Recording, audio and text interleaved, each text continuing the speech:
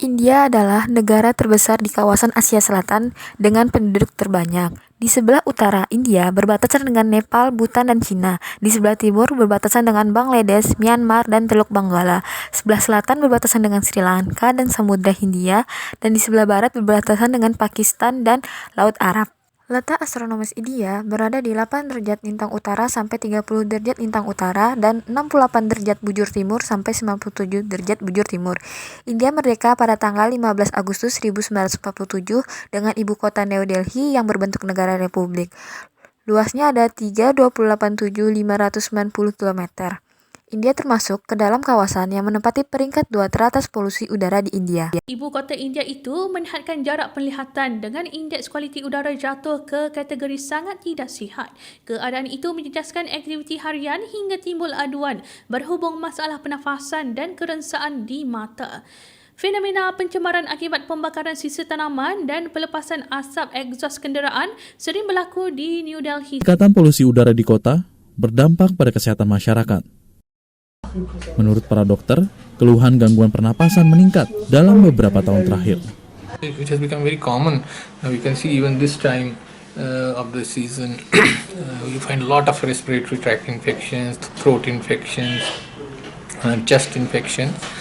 This is only because of the high level of atmospheric pollution.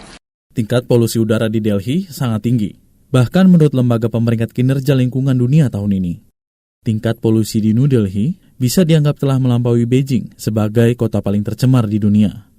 Pemerhati lingkungan dari Pusat Ilmu Pengetahuan dan Lingkungan, Vivek Vatupadhyay, mengaku tidak terkejut. Denial mode में न रहा है. हमें ये denial mode हमें ये मानना होगा कि हमारे प्रदूषण के जो मानक है, प्रदूषण के जो स्तर है वो मानकों से बहुत ज़्यादा है. ये हमें एडमिट करना होगा. Pertumbuhan kendaraan bermotor diyakini sebagai penyebab utama meningkatnya polusi di Delhi. Ada lebih dari 8 juta kendaraan lalu lalang di jalanan. Dan lebih dari 1.000 kendaraan baru bertambah setiap hari. Ini membuat masyarakat semakin sulit untuk bernafas. चूंकि exposure level vehicle से breathing zone में होता है, कंपैरेटिवली जैसे कि दूसरे सोर्सेज उससे ज़्यादा लोग ज़्यादा अफेक्टेड नहीं होंगे, परंतु जो सिटी ड्वेलर्स हैं वो सड़कों के 300 से 500 मीटर के दायरे में रहते हैं.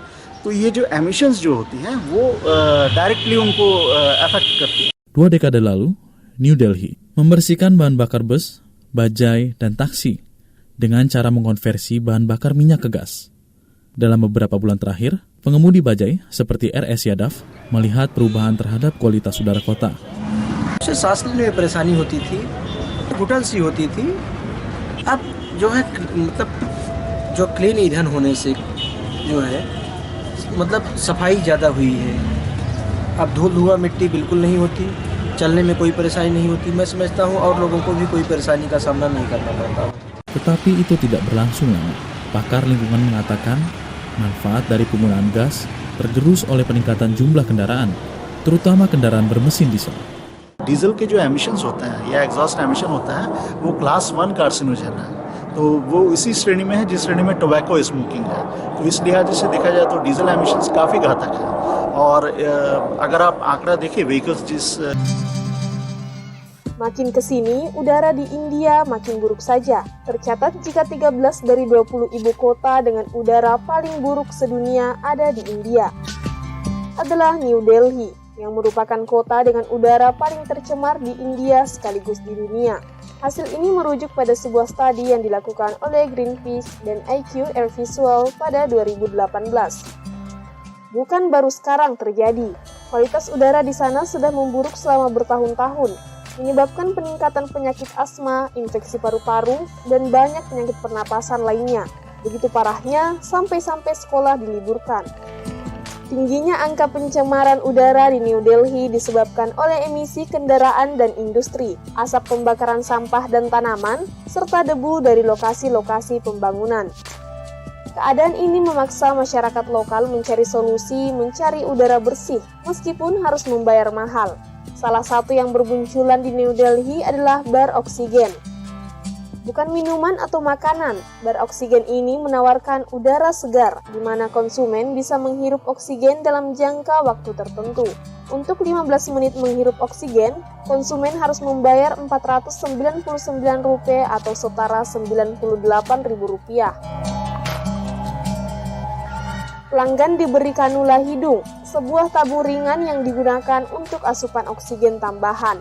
Perangkat ini ditempatkan di dekat lubang hidung dan pelanggan bisa menghirup oksigen selama 10 hingga 15 menit.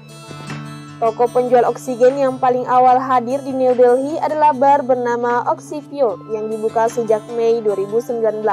Tepatnya berlokasi di The Select City Walk Mall Second, New Delhi dan kini memiliki sedikitnya 50 cabang di seluruh India.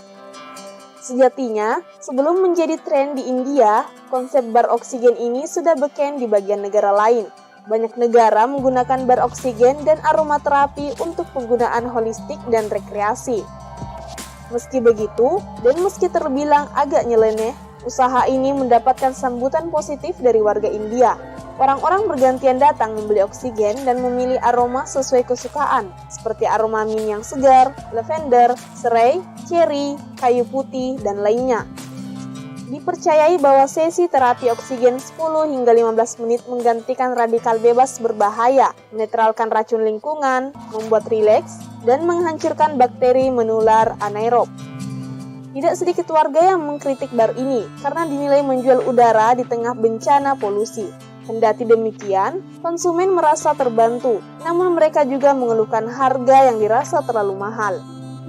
Di sisi lain, dokter lokal menyebut bar oksigen bukanlah solusi tepat untuk mengatasi polusi udara.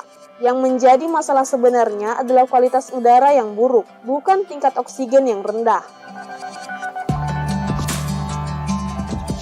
Meskipun tidak memiliki efek samping, oksigen ini tidak memiliki manfaat jangka panjang. Bahkan, jika menghirup oksigen murni yang dijual selama 2 jam sehari, warga tetap akan kembali menghirup udara yang tercemar selama 22 jam setelahnya, baik saat di rumah ataupun di jalan.